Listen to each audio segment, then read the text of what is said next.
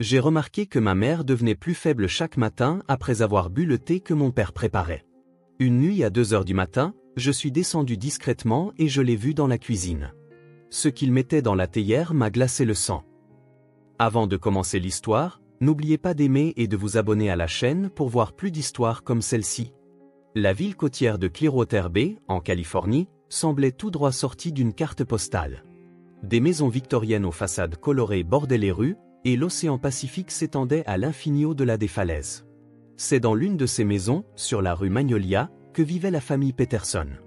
Richard Peterson était un représentant pharmaceutique prospère, toujours impeccablement vêtu de costumes sur mesure. Son sourire était large et étudié, du genre à inspirer immédiatement confiance à ses clients. Ses collègues le surnommaient Richard en or, car tout ce qu'il touchait semblait se transformer en profit. Il conduisait une Mercedes argentée et ne manquait jamais les parties de golf du jeudi au country club. Sa femme, Catherine, avait 42 ans, bien que dernièrement elle en paraisse davantage. Avant son mariage, elle avait été une pianiste renommée, se produisant dans des salles de concert à travers tout l'État. Désormais, son piano à queue trônait, le plus souvent silencieux, dans le salon. Elle passait ses journées au jardin, à s'occuper des roses et de la lavande, ses mains fines se déplaçant lentement parmi les fleurs. Leur fils, Marcus, avait 16 ans. Grand et silencieux, il avait les yeux sombres de sa mère et les traits fins de son père. Il excellait à l'école, particulièrement en chimie et en biologie. Ses professeurs le décrivaient comme exceptionnellement observateur et d'une maturité étonnante pour son âge. Ce qu'ils ignoraient, c'est que Marcus avait appris à être observateur par nécessité. Un samedi matin de fin septembre, la maison sentait le café et autre chose, une odeur que Marcus n'arrivait pas à identifier. Quelque chose de légèrement amer sous l'arôme agréable. Il se tenait sur le seuil de la cuisine, regardant son père préparer le petit déjeuner. « Bonjour, champion », dit Richard sans se retourner. « Ta mère dort encore. Elle a encore passé une mauvaise nuit. » Marcus ne dit rien. Il observait les mains de son père, ses mains lisses et sûres qui manipulaient des flacons de pilules au travail, et qui préparaient maintenant le thé matinal de sa mère. Un petit flacon brun était posé sur le comptoir, à peine visible derrière le sucrier. Marcus mémorisa sa position. « Elle est si fatiguée ces derniers temps », continua Richard en remuant le thé avec soin. « Le docteur Morrison dit que c'est juste le stress. Tu sais à quel point ta mère est sensible. »« Oui, papa », répondit Marcus. Sa voix était neutre, veillant à ne rien laisser paraître. Catherine apparut sur le seuil, vêtue d'une robe de chambre bleue délavée. Ses pommettes étaient plus saillantes qu'un mois auparavant. Ses mains tremblaient légèrement alors qu'elle s'agrippait au cadre de la porte. « Bonjour, ma chérie », la voix de Richard se transforma, devenant douce et attentionnée. « Je t'ai préparé ton thé, exactement comme tu l'aimes. »« Merci », sourit faiblement Catherine. Elle s'assit lentement à table, comme si ses os lui faisaient mal. Marcus se servit un verre de jus d'orange et s'assit en face de sa mère. Il la regarda soulever la tasse de thé, la regarda boire. Sa main trembla, et une goutte tomba sur la soucoupe. Richard se hâta aussitôt de l'essuyer. « Ma chérie, tu dois faire plus attention, » dit-il doucement. « Regarde-toi, trembler comme ça. Nous devrions rappeler le docteur Morrison. »« Je vais bien, » insista Catherine, mais sa voix manquait de conviction. « C'est juste le froid de l'automne. Je me sens toujours plus faible quand le temps change. » Marcus mangeait ses céréales machinalement. Il remarquait tout. Comment son père ne buvait jamais de la même théière. Comment les symptômes de sa mère semblaient toujours pires le matin, après que son père lui ait préparé son thé. Comment le flacon brun sur le comptoir était apparu il y a 3 mois, à peu près au même moment où la santé de sa mère avait commencé à décliner. « Marcus, tu n'as pas ce projet de chimie à rendre pour lundi ?» demanda Richard. « Si. Je travaille dessus ce week-end. »« C'est sur quoi ?» Marcus croisa le regard de son père. La toxicologie. L'effet de différentes substances sur le corps humain. Pendant une fraction de seconde, quelque chose vacilla dans l'expression de Richard. Puis le sourire revint. Fascinant. Tu es si intelligent, tout comme ton père. D'ailleurs, il faut que je passe à la pharmacie. Nous n'avons plus de vitamines pour ta mère. Après le départ de Richard, Marcus aida sa mère à retourner se coucher. Elle se déplaçait comme une personne bien plus âgée, chaque pas étant un effort.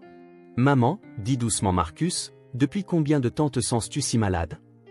Catherine réfléchit un instant, le regard lointain. « Je ne suis pas sûre, mon chéri. C'est venu progressivement. Peut-être 3 mois? Le docteur Morrison a fait des analyses, mais tout est revenu normal. Il pense que c'est probablement le syndrome de fatigue chronique. Quels sont tes symptômes? Oh, Marcus, je ne veux pas t'inquiéter. Elle lui tapota la main.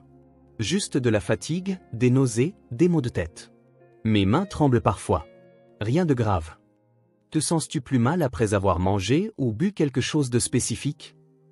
Catherine le regarda étrangement. C'est une question bizarre. Pourquoi tu me demandes ça? Marcus hésita. Simple curiosité. Pour mon projet de chimie. Une fois sa mère endormie, Marcus se rendit à la cuisine. La maison était silencieuse, à l'exception du bruit lointain de l'océan. Il regarda le flacon brun derrière le sucrier. Lentement, prudemment, il le prit. L'étiquette indiquait « complexe de vitamine B, prendre quotidiennement avec de la nourriture ». Mais quand Marcus l'ouvrit et examina les pilules, quelque chose lui parut anormal. Elles étaient de taille légèrement différente, comme si elles ne provenaient pas toutes du même fabricant. Il prit une pilule, l'enveloppa dans un mouchoir en papier et la cacha dans sa poche. Cet après-midi-là, Marcus était assis dans sa chambre, entouré de manuels de chimie.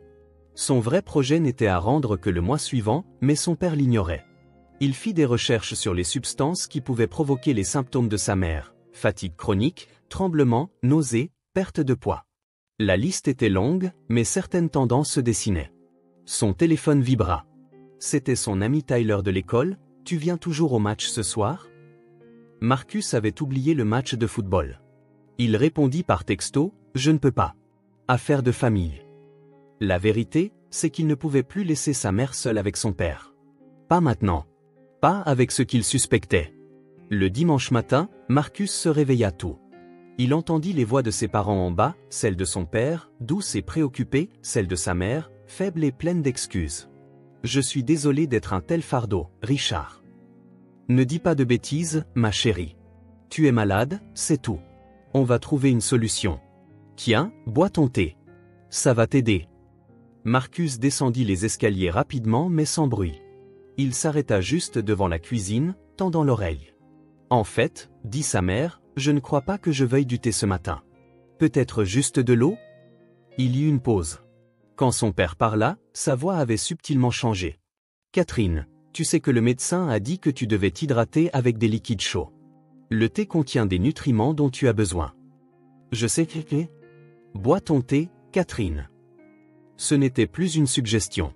Marcus l'entendit clairement, cette pointe d'ordre, de menace à peine dissimulée. « Bien sûr, dit sa mère doucement. Tu as raison. » Marcus entra dans la cuisine comme s'il venait de se réveiller. Son père lisait le journal, sa mère sirotait son thé avec des mains tremblantes. Ce soir-là, pendant que son père regardait la télévision et que sa mère dormait, Marcus prit une décision. Il appela l'hôpital de Clearwater Bay et demanda les urgences. « Je dois parler à quelqu'un au sujet d'un empoisonnement potentiel, dit-il à voix basse. » L'infirmière le transféra à un spécialiste en toxicologie. Marcus expliqua les symptômes de sa mère, la profession de son père, les vitamines suspectes. « Mon garçon, dit le spécialiste avec prudence, ce sont des accusations graves. Avez-vous des preuves? J'ai une des pilules. Peut-on la faire analyser? Oui, mais vous devez comprendre le processus. Si c'est ce que vous pensez, votre mère doit venir immédiatement pour des analyses de sang. Pouvez-vous l'amener? Mon père ne la laissera pas venir seule. Il l'accompagne à tous ses rendez-vous. Alors nous devons être stratégiques. Votre mère a-t-elle un médecin traitant? Le docteur Morrison. Mais je pense que mon père a réussi à le convaincre que c'est juste le stress. Le spécialiste resta silencieux un instant. D'accord. Voici ce que nous allons faire. Demain, c'est lundi. Pouvez-vous convaincre votre mère de venir aux urgences de l'hôpital au lieu de voir son médecin habituel? Dites-lui que vous êtes inquiet. Que vous voulez un deuxième avis. Je peux essayer. Quand vous arriverez, demandez spécifiquement le docteur Elena Rodriguez. Je la brieferai ce soir. Elle est spécialisée dans ce genre de cas. Pouvez-vous retenir ce nom? Docteur Elena Rodriguez, répéta Marcus. Cette nuit-là, Marcus ne put dormir. Il resta étendu dans le noir, à l'écoute des bruits de la maison. Vers 2 heures du matin, il entendit des pas. Son père, se déplaçant silencieusement dans le couloir, descendant les escaliers. Marcus se leva et se glissa jusqu'à sa porte. À travers la rampe, il pouvait voir son père dans la cuisine, la lumière du réfrigérateur éclairant son visage. Richard était en train de manipuler une théière, ajoutant quelque chose provenant du flacon brun. Il préparait le thé du lendemain à l'avance. Marcus sentit une rage froide monter en lui. C'était réel. C'était vraiment en train de se produire. Le lundi matin, Catherine put à peine sortir du lit. Son visage était pâle, presque gris, et quand elle essaya de se tenir debout, ses jambes flageolèrent. « Maman !» Marcus la rattrapa. « Nous devons aller à l'hôpital. »« Maman !»« Non, mon chéri, je vais bien. J'ai juste besoin de me reposer. »« Tu ne vas pas bien. » La voix de Marcus se brisa. « S'il te plaît, maman. Laisse-moi t'emmener aux urgences. Juste pour un contrôle. » Richard apparut sur le seuil, encore en pyjama. « Qu'est-ce qui se passe ? » Maman n'arrive pas à se tenir debout. Je veux l'emmener à l'hôpital. Pas la peine de faire de drame, Marcus. Ta mère a rendez-vous avec le docteur Morrison mercredi. C'est dans 2 jours. Regarde-la. La mâchoire de Richard se crispa. Marcus, ne lève pas la voix sur moi. Ta mère a besoin de repos, pas du stress des urgences. Je veux y aller, dit faiblement Catherine. Les 2 hommes la regardèrent. Je pense que Marcus a raison. Je me sens plus mal que d'habitude. Catherine, c'est juste une mauvaise matinée. Tu te sentiras mieux après ton thé ? Je ne veux pas de thé. La force dans la voix de Catherine surprit tout le monde, y compris elle-même. Ça fait des semaines que je n'ai plus envie de thé, mais tu insistes sans arrêt. Je veux juste aller à l'hôpital. L'expression de Richard devint glaciale. Très bien. Je vais vous conduire. Non, dit rapidement Marcus. Tu as cette réunion importante à 9 heures. Tu te souviens ? Celle avec le directeur régional. Tu ne peux pas la manquer. J'emmènerai maman. Richard regarda son fils. À cet instant, Marcus sut que son père avait compris. Compris que Marcus savait. L'atmosphère entre eux était électrique, chargée d'accusations silencieuses. Je peux la reporter ? Richard, Marcus a raison, intervint Catherine. Tu travailles sur ce dossier depuis des mois. Nous nous en sortirons. Ce ne sont que les urgences. Marcus a son permis. Les mains de Richard se crispèrent. Appelle-moi dès que vous savez quelque chose. Bien sûr, dit Marcus. 30 minutes plus tard, Marcus aidait sa mère à monter dans sa vieille Honda. Alors qu'il s'éloignait de la maison, il regarda dans le rétroviseur et vit son père debout sur le seuil, les regardant partir. Son visage était indéchiffrable. Marcus, dit sa mère d'une voix faible, qu'est-ce qui se passe vraiment ? Il serra plus fort le volant. Fais-moi confiance, maman. S'il te plaît. Les urgences de l'hôpital de Clearwater Bay étaient modérément fréquentées. Marcus s'approcha de l'accueil et dit clairement, ma mère doit voir le docteur Elena Rodriguez. C'est urgent. La réceptionniste leva les yeux. Le docteur Rodriguez vous attend. Veuillez me suivre. Ils furent conduits immédiatement dans une salle d'examen privée, évitant la salle d'attente habituelle. Quelques minutes plus tard, une femme d'une 40aine d'années entra. Elle avait des yeux bienveillants mais une expression sérieuse. Madame Peterson ? Je suis le docteur Rodriguez. Marcus, merci d'avoir appelé hier soir. Elle ferma la porte à clé. Nous devons agir vite. Madame Peterson, votre fils pense que vous pourriez être victime d'un empoisonnement chronique. Catherine la dévisagea. Quoi ? C'est impossible. Qui pourrait ? Elle s'interrompit, la compréhension inondant son visage. Non. Non, Richard ne ferait jamais. Maman, s'il te plaît, laisse-les juste faire les analyses, plaida Marcus. Le docteur Rodriguez s'assit. Madame Peterson, je dois vous poser quelques questions. Quand vos symptômes ont-ils commencé ? Il y a environ 3 mois. Suivent-ils un schéma particulier ? Catherine réfléchit. Ils sont pires le matin. Mieux le soir. Que consommez-vous le matin que vous ne consommez pas le soir ? Juste mon thé. Richard me le prépare tous les matins. Il est si attentionné ? Sa voix s'éteignit. Quelqu'un d'autre dans la maison a-t-il été malade ? Non. Juste moi. Le docteur Rodriguez hocha la tête. Marcus, avez-vous la pilule ? Il lui tendit la pilule enveloppée dans le mouchoir. Le docteur Rodriguez l'examina attentivement. Je l'envoie immédiatement à notre laboratoire. Madame Peterson, je dois vous faire une prise de sang et un panel toxicologique complet. Il faudra quelques heures pour obtenir les résultats. Que cherchez-vous? Demanda Catherine. Plusieurs choses. D'après vos symptômes, tremblements, fatigue, nausées, perte de poids et l'accès de votre mari aux produits pharmaceutiques, je recherche un empoisonnement aux métaux lourds, spécifiquement l'arsenic ou le thallium, et je vérifie également un éventuel mésusage de médicaments sur ordonnance. Catherine se mit à pleurer. Ce n'est pas possible. Nous sommes mariés depuis 18 ans. Marcus tint la main de sa mère. Quand est-ce que papa a commencé à te préparer ton thé tous les matins? Il y a environ 3 mois. Il a dit qu'il voulait faire quelque chose de spécial pour moi, pour m'aider avec mon stress. Le docteur Rodriguez et Marcus échangèrent un regard. Madame Peterson, dit doucement le docteur Rodriguez, je dois contacter la police. Si ces tests confirment un empoisonnement, c'est une tentative de meurtre. Non. Je ne peux pas, Richard. Les gens le respectent. Ils ne croiront jamais? Ils croiront les preuves, dit fermement Marcus. Pendant qu'ils attendaient les résultats des analyses de sang, Marcus raconta tout à sa mère. Le flacon brun, les pilules de taille différente, l'insistance de son père pour qu'elle boive le thé, le schéma de ses symptômes.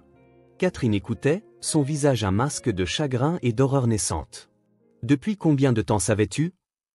Je le soupçonnais depuis 3 semaines. Je n'ai été sûr que la nuit dernière, quand j'ai vu papa préparer ton thé à 2 heures du matin. Pourquoi ferait-il ça? Murmura-t-elle. Est-ce qu'il me déteste à ce point? Avant que Marcus ne puisse répondre, le docteur Rodriguez revint. Son visage était grave. Madame Peterson, votre sang présente des niveaux élevés de trioxyde d'arsenic. Significativement élevés. Vous avez ingéré cette substance de manière constante sur une longue période. La pièce se mit à tourner. Catherine s'agrippa à la table d'examen. Combien de temps encore? Si vous aviez continué à ce rythme, peut-être encore 1 mois. 2 au maximum. Le docteur Rodriguez s'assit. J'ai déjà appelé l'inspectrice Sarah Chen. Elle est en route. Nous vous admettons également immédiatement pour commencer un traitement par chélation afin d'éliminer l'arsenic de votre système. On frappa à la porte. Une femme de grande taille en civil entra. Madame Peterson? Je suis l'inspectrice Chen. Le docteur Rodriguez m'a mise au courant. Je dois vous poser quelques questions, et je dois le faire rapidement car votre mari a appelé l'hôpital 4 fois au cours de la dernière heure. Au cours des 30 minutes suivantes, Catherine raconta tout. Comment Richard était devenu contrôlant au fil des ans. Comment il l'avait isolé de sa musique, de ses amis. Comment il avait insisté pour qu'elle arrête de se produire parce que cela la stressait. Comment il avait toujours été charmant en public mais froid à la maison. Comment ses parents lui avaient laissé un héritage substantiel l'année dernière, un demi-million de dollars auquel Richard ne pouvait pas accéder sans sa signature. Il y a aussi une assurance vie, se souvint Catherine. 2 millions de dollars. Richard l'a souscrite l'année dernière. Il a dit que c'était pour notre protection. L'inspectrice Chen hocha la tête d'un air sombre. Un mobile classique. Madame Peterson, consentez-vous à ce que nous perquisitionnions votre domicile? Oui. Tout ce dont vous avez besoin. Nous aurons besoin du flacon brun que Marcus a mentionné. Et nous devrons procéder avec prudence. Votre mari ne doit pas savoir que nous enquêtons avant d'avoir toutes nos preuves. Que dois-je faire? Demanda Catherine. Vous êtes admise à l'hôpital. Nous dirons à votre mari que vous vous êtes évanoui et que nous faisons des analyses. Que vous devez rester en observation pour la nuit. Tout cela est vrai. Pendant ce temps, nous obtiendrons un mandat de perquisition et examinerons votre maison. Marcus intervint. Il saura que quelque chose ne va pas s'il ne peut pas lui rendre visite. Bien vu, dit l'inspectrice Chen. Madame Peterson, vous serez en soins intensifs. Nous dirons que vous êtes trop faible pour recevoir des visites aujourd'hui. D'ici demain, nous aurons ce qu'il nous faut. Catherine fut transférée dans une chambre d'hôpital. Marcus resta avec elle. Elle paraissait petite dans le lit d'hôpital, branchée à des perfusions qui filtraient lentement le poison de son corps. Je l'aimais, dit-elle doucement. Ou je croyais l'aimer. Quand a-t-il cessé d'être l'homme que j'ai épousé? Peut-être qu'il n'a jamais été cet homme, dit Marcus. Peut-être que tout ça n'a toujours été qu'une comédie. Son téléphone sonna. C'était son père. Marcus répondit, gardant sa voix stable. Allô? Marcus, qu'est-ce qui se passe bon sang? Ils ne veulent pas me laisser voir ta mère. Elle s'est évanouie, papa. Elle est en soins intensifs. Ils disent qu'elle est stable mais qu'ils font tout un tas d'analyses. Quel genre d'analyse? Je ne sais pas. Des prises de sang, des scanners. Ils prennent ça au sérieux. Il y eut une pause. J'arrive à l'hôpital. Ils ont dit pas de visite aujourd'hui. Elle a besoin d'un repos complet. Je suis son mari, Marcus. Ils ne peuvent pas m'empêcher d'entrer. Ils ont dit qu'ils le pouvaient légalement si la patiente est trop instable. Papa, laisse-les faire leur travail. Je t'appellerai si quelque chose change. Après avoir raccroché, Marcus vit que sa mère l'observait. Tu es si courageux, murmura-t-elle. Quand as-tu grandi si vite? Quand j'ai réalisé que personne d'autre ne te protégeait. Cette nuit-là, pendant que Catherine dormait sous surveillance médicale et que Marcus somnolait dans un fauteuil à côté de son lit, la police exécuta un mandat de perquisition à la maison des Peterson. Ils trouvèrent le flacon brun. L'analyse en laboratoire confirma que les pilules n'étaient pas des vitamines mais un mélange minutieux de trioxyde d'arsenic et de sédatifs sur ordonnance. Ils trouvèrent également l'ordinateur de Richard, qui contenait des recherches pour poison indétectable, détection d'arsenic dans les autopsies et cause naturelle de décès chez les femmes d'âge mûr. Richard Peterson fut arrêté le mardi matin à 6 heures alors qu'il partait travailler. Il nia tout. Son avocat prétendit que sa femme était mentalement instable, que son fils adolescent était perturbé et vindicatif. Mais les preuves étaient accablantes. Le flacon brun avec ses empreintes. Les recherches sur l'ordinateur. Les analyses de sang de Catherine montrant un empoisonnement chronique à l'arsenic. Le témoignage de Marcus. La police d'assurance vie. L'argent de l'héritage auquel Richard essayait d'accéder depuis des mois. Au procès, Richard maintint son innocence. Sa défense dépeignit Catherine comme une hypocondriaque et Marcus comme un adolescent perturbé à l'imagination débordante. Mais le jury ne fut pas dupe. L'accusation présenta son dossier méthodiquement. Un toxicologue expliqua comment l'empoisonnement à l'arsenic imite une maladie naturelle. Un expert comptable détailla les dettes de jeu croissantes de Richard, des dettes que ses collègues ignoraient. Un expert en informatique judiciaire montra son historique Internet. Et enfin, Marcus témoigna. « Aimiez-vous votre père » demanda le procureur. Marcus regarda l'homme assis au banc des accusés. L'homme qui lui avait appris à faire du vélo, qui avait assisté à ses événements scolaires, qui avait lentement assassiné sa mère pendant 3 mois. « Je ne sais pas si j'ai vraiment connu mon père » répondit Marcus. « Je connaissais le rôle qu'il jouait. L'homme qu'il prétendait être. » Richard Peterson fut reconnu coupable de tentative de meurtre. 25 ans de prison à perpétuité. Alors qu'on l'emmenait, il laissa enfin tomber le masque de l'innocence bafouée. « Elle devait être à moi » dit-il d'un ton neutre. « L'argent, l'assurance, tout. Ça aurait dû être à moi. » Catherine Peterson passa 2 semaines à l'hôpital, subissant un traitement par chélation.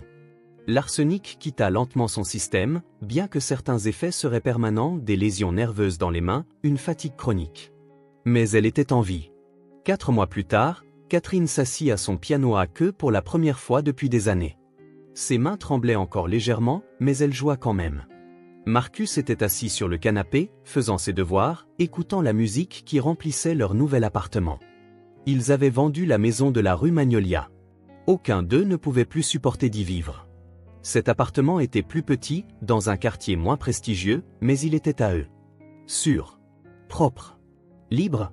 Marcus appela Catherine pendant une pause dans sa musique. « Viens ici. » Il s'assit à côté d'elle sur le banc du piano. Elle prit ses mains dans les siennes, marquées par l'épreuve. « Tu m'as sauvé la vie. Tu le sais, n'est-ce pas? Si tu n'avais pas été observateur, si tu n'avais pas été assez courageux pour agir. » Maman? Non, laisse-moi finir. Tu avais 16 ans, et tu as affronté ton propre père pour me protéger. Ce n'est pas quelque chose qu'un enfant devrait avoir à faire. Je suis désolé que tu aies dû grandir si vite. Je suis désolé de ne pas avoir vu ce qui se passait. Tu étais empoisonné. Littéralement. Comment aurais-tu pu y voir clair? Catherine sourit tristement. J'étais empoisonné bien avant l'arsenic, Marcus. Avec des mensonges, de la manipulation, du contrôle. Je me suis laissé devenir de plus en plus petite. J'ai arrêté de jouer, de voir mes amis, de faire confiance à mes propres perceptions. C'est une autre forme de poison. Elle joua quelques notes, une mélodie que Marcus reconnaissait de son enfance. Une qu'elle jouait avant que le silence ne s'installe dans leur maison. « Tu vas rejouer en public » demanda-t-il. « Peut-être. Un jour. Pour l'instant, je réapprends juste à jouer pour moi-même. À faire les choses parce que j'en ai envie, non parce que quelqu'un me le permet. Marcus pensa à son père, assis dans une cellule de prison. Il ne ressentit rien. Ni colère, ni tristesse. Juste un vide étrange là où un père aurait dû se trouver. « Le détestes-tu » demanda Catherine, lisant son expression. « Non. Je déteste ce qu'il a fait. Mais lui ? J'ai juste l'impression que c'était un étranger qui vivait dans notre maison. » Ils restèrent assis dans un silence confortable. Dehors, le soleil se couchait sur Clearwater Bay, peignant le ciel de nuances d'orange et de rose. « Que veux-tu faire quand tu seras grand » demanda soudain Catherine. Marcus avait prévu de faire des études de médecine, de suivre les traces de son père dans la vente pharmaceutique. Mais maintenant, je crois que je veux devenir inspecteur. Ou scientifique légiste. Quelqu'un qui trouve la vérité quand elle est cachée. Catherine l'embrassa sur le front. Tu seras brillant. Tu le es déjà. Ce soir-là, ils préparèrent le dîner ensemble, des pâtes simples, rien de sophistiqué. Ils mangèrent à leur petite table de cuisine, et Catherine ne but pas de thé. Elle dit qu'elle n'en boirait peut-être plus jamais, et que ce n'était pas grave. « Maman, » dit Marcus alors qu'ils faisaient la vaisselle ensemble. « Ce que tu as dit tout à l'heure, sur le fait d'être empoisonné par les mensonges et le contrôle. Comment savoir si quelqu'un t'aime vraiment ou s'il ne fait que jouer la comédie ?» Catherine essuya une assiette, pensive. « Le véritable amour te rend plus toi-même, pas moins. Il ne t'isole pas, ne te diminue pas. Il ne te fait pas douter de ta propre réalité. Le véritable amour, c'est... » Elle marqua une pause, regardant son fils. « Le véritable amour, c'est ce que tu m'as montré. Du courage, de l'honnêteté, une protection sans contrôle. Tu aurais pu ignorer tes soupçons. Tu aurais pu te convaincre que tu avais tort parce que c'était plus facile. Mais tu as fait confiance à tes observations et tu as agi. C'est ça, l'amour. » Marcus sentit les larmes lui monter aux yeux. « J'avais si peur d'avoir tort. De tout gâcher pour rien. Mais tu t'es fait confiance quand même. C'est la chose la plus difficile, se faire confiance quand quelqu'un en qui vous êtes censé avoir confiance vous dit que vous êtes fou, que vous avez tort, que vous voyez des choses qui n'existent pas. » Plus tard, alors que Marcus était allongé dans sa nouvelle chambre, dans leur nouvel appartement, il pensa à son projet de chimie, le vrai qu'il avait finalement rédigé. Il portait sur la façon dont l'observation et les preuves mènent à la vérité. Comment les petits détails comptent. Comment la patience et une documentation minutieuse peuvent révéler ce qui est caché. Sa professeure lui avait mis un A+ et avait écrit « Travail exceptionnel. Vous avez un don pour voir ce que les autres manquent. » Si seulement elle savait. Le dimanche suivant, Marcus et Catherine allèrent à la plage. C'était une matinée de décembre claire, froide mais magnifique. Ils marchèrent le long du rivage, regardant les mouettes et écoutant les vagues. « Je pense que je vais commencer à donner des cours de piano, » dit Catherine. « Des petits élèves au début. Peut-être du centre communautaire. C'est parfait pour toi. Et je vais appeler ma vieille amie Margaret. Celle que ton père disait être une mauvaise influence. Je vais m'excuser d'avoir disparu et voir si elle peut me pardonner. Elle le fera. » Ils marchèrent en silence pendant un moment, le sable frais sous leurs pieds. « Marcus, il y a quelque chose que je dois te dire. L'héritage de mes parents? Je vais créer un fonds en fiducie. La moitié sera à toi quand tu auras 25 ans. L'autre moitié, je la donne à des organisations de lutte contre la violence domestique et à des programmes de sensibilisation à l'empoisonnement. Maman, tu n'es pas obligée. Si, je le dois. Cet argent a failli me coûter la vie. Je veux qu'il en sauve d'autres à la place. Ça te va? » Marcus serra sa mère dans ses bras. « C'est plus que ça me va. » Alors qu'ils retournaient à leur voiture, Marcus jeta un dernier regard à l'océan. Les vagues continuaient d'affluer, constantes et éternelles, effaçant les empreintes et laissant le sable propre. Il pensa qu'ils étaient comme ça maintenant, purifiés, repartant à zéro, laissant derrière eux la maison empoisonnée, le mariage empoisonné et la version empoisonnée d'eux-mêmes. « Dis, maman, » dit-il. « Tu crois qu'on s'en sortira ?» Catherine lui serra la main. « Je crois que c'est déjà le cas. » Et alors que le soleil montait plus haut dans le ciel de décembre, illuminant le chemin devant eux, Marcus la crut. Ils étaient vivants. Ils étaient libres. Ils étaient ensemble. Et ils s'en sortaient déjà. La route ne serait pas facile. Il y aurait des séances de thérapie et des cauchemars, des appels en justice et des anniversaires difficiles. Il y aurait des moments où Catherine remettrait tout en question et des moments où Marcus sentirait le poids de ce qu'il avait fait. Mais il y aurait aussi de la musique, des rires, et la simple paix de se savoir en sécurité. Ils avaient survécu. Et la survie, apprirent-ils, était une victoire en soi. Alors qu'ils rentraient chez eux, Catherine alluma la radio. Un concerto pour piano se fit entendre, et elle sourit, un vrai sourire, naturel et sincère. « Je me souviens de ce morceau, dit-elle. Je l'ai joué une fois, il y a des années. »« Tu me le joueras un jour ?» demanda Marcus. « Oui, promit Catherine. Je le ferai. » Et elle le fit. Ce soir-là et bien d'autres soirs après, remplissant leur petit appartement de musique, de vie, d'espoir. Le poison avait disparu. La vérité était révélée. Et ils étaient, enfin, libres.